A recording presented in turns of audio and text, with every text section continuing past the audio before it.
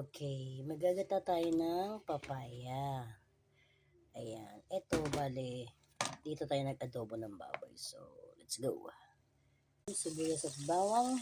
Add na rin natin yung pork.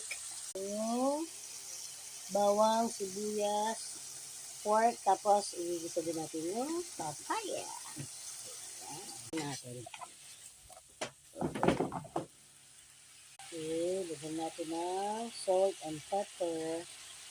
Ayan, add natin yung coconut milk, yung tinatawag na gata. Ayan.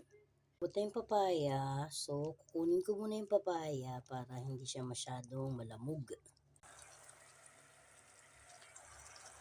Guys, nagmantika na siya, so tatap na natin siya din sa may papaya na inalis natin kanina.